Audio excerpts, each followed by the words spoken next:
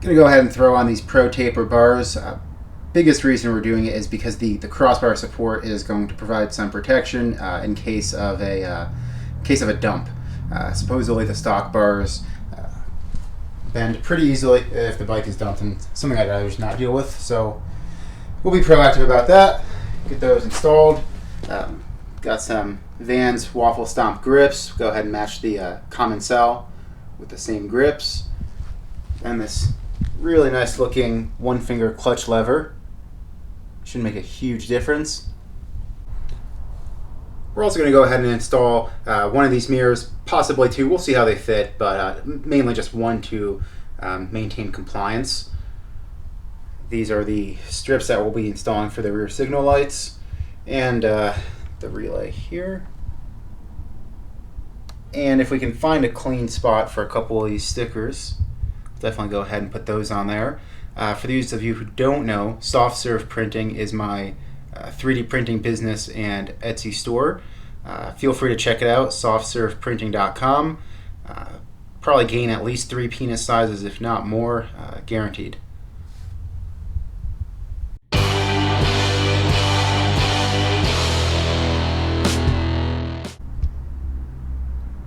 First step is going to be pulling off the cowl that we just had off to replace those signal lights.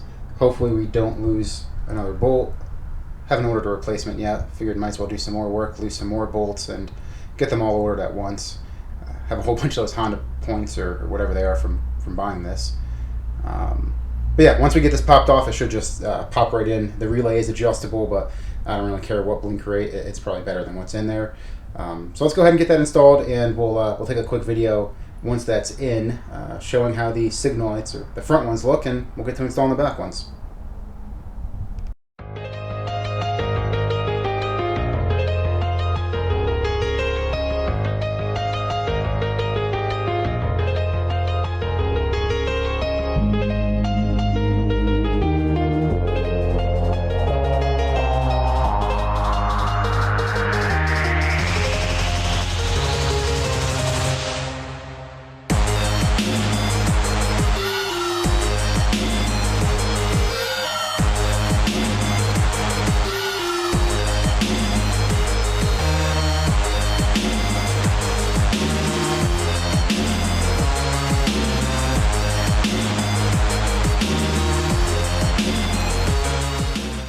Got the relay installed. Very, very simple process. While it is an adjustable relay, I didn't decide to go ahead and adjust it.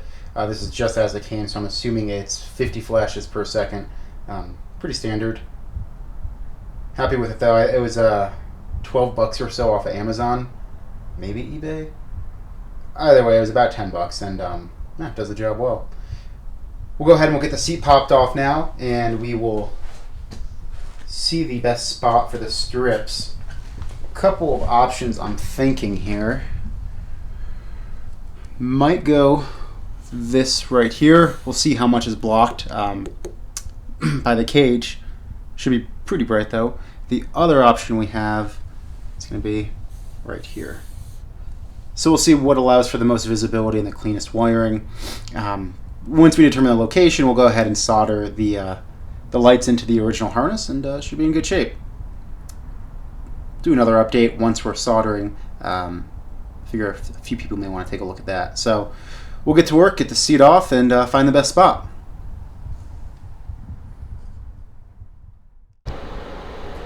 I'm testing a few different locations, and I just wanted to show my methodology of how to go about testing that. So I basically just put a little piece of electrical tape right here so I can put it in different spots.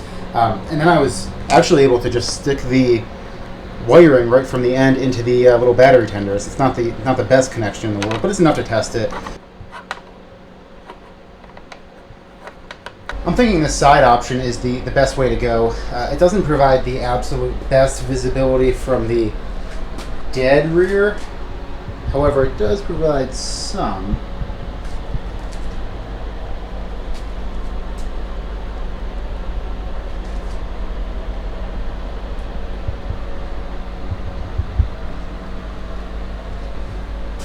And most importantly, I think it's enough to keep it legal and not get hassled. Things are looking really good. One important note, the adhesive that came on these $6 LED strips was Just absolute garbage. Fortunately, I did have some Scotch extreme duty mounting tape laying around, so went ahead and upgraded the adhesive. I think it's looking pretty good. Of course, without it on. And we got it wired as well.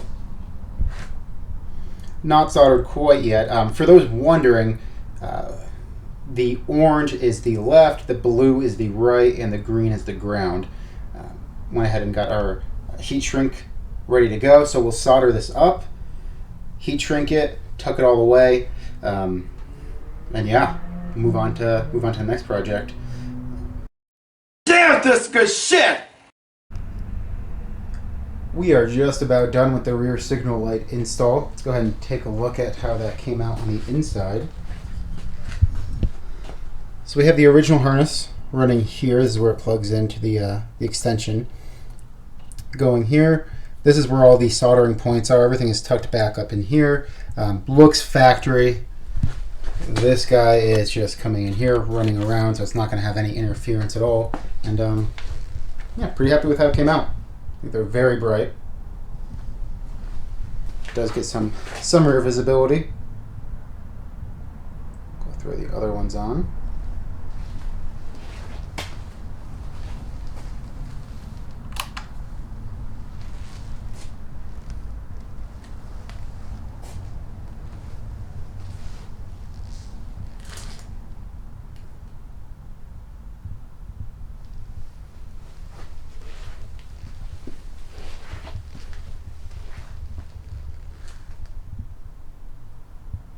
So I think we'll take a break and start on the controls. Went with the Pro Taper ATV Sport Bend bars. Seemed to be a pretty popular option among Grom riders. The price was right. In stock, so super easy to get. Yeah, kind of seemed like a no-brainer. Unfortunately, did not try them out. Didn't realize there was a cycle gear close by, so I did buy them sight unseen. So hoping for the best, but based on the reviews specifically from Grom riders, pretty sure it's going to work just fine. We'll definitely be doing the tape trick to make sure that the throttle tube is positioned correctly and be drilling that out. So we'll get to work.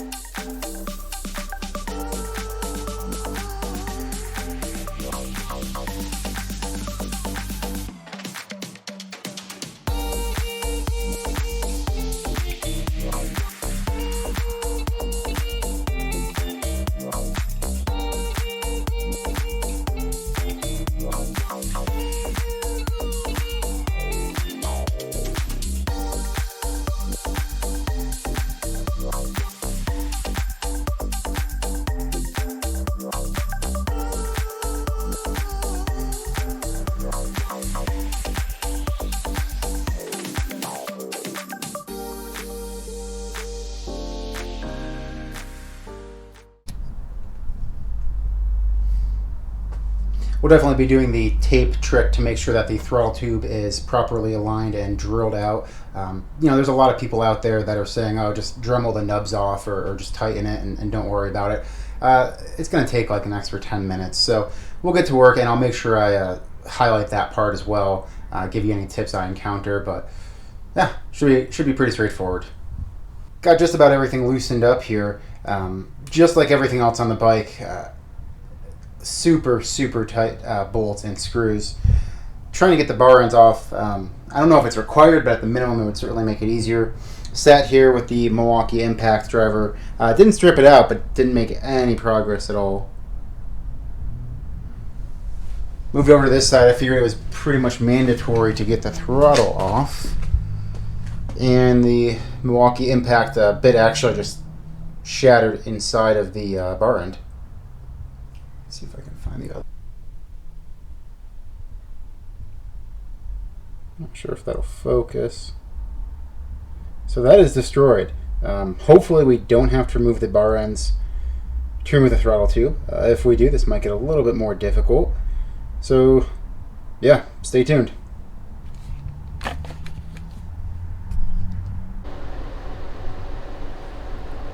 Didn't come out the cleanest, but I'm thinking this is our mark right here from the screw. It does line up about where the stock one is, so I'm thinking that we're going to go ahead and give that a shot, test it out. If it's not quite perfect, we can certainly drill another one. Hole came out nice and clean. We'll wrap it a couple times in electrical tape just to make sure it's a super secure and tight fit with that throttle tube. In regards to that bar end that we were having some issues with, it did need to come off to get that throttle tube off. Not overly concerned about it because we do have some bar end sliders on the way, but I figured the quickest way to take care of it was to go ahead and just chop it with an angle grinder. So here are the remnants of that guy. Anyways, we'll get the time warp going again, finish this all up, and do a little recap.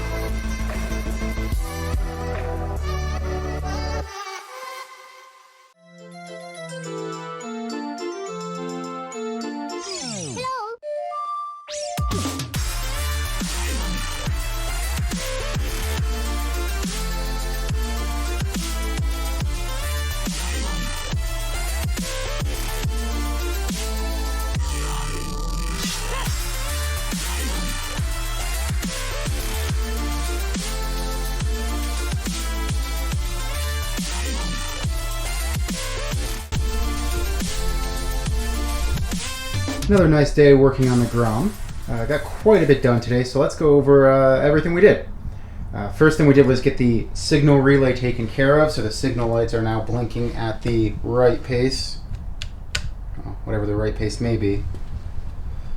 Then we went ahead and installed these rear strips. Substitute as signal lights. I was going to do the integrated tail light without spending quite a bit of money, though. There's really mixed reviews on them, so not too sure if I want to go that route yet.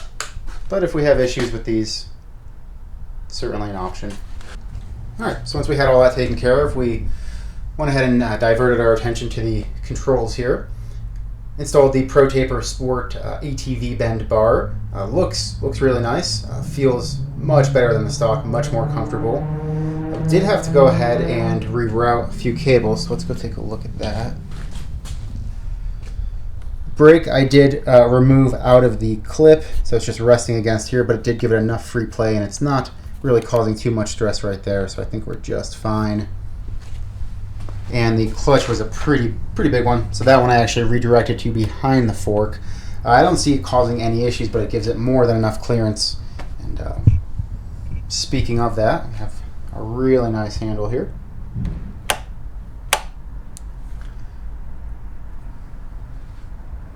Also put on new grips.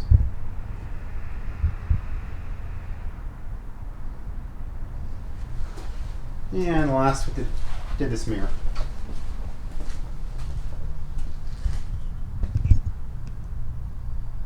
So overall, I do think it looks a whole lot better. Let me know what you guys think in the comments.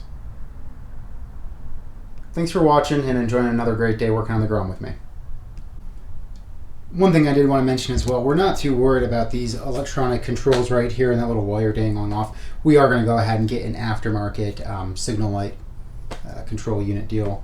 There's some really nice, clean, minimalist ones, and I think that it'll look great, and soldering that stuff in is not a big deal at all for me. So, yeah, ignore that for now.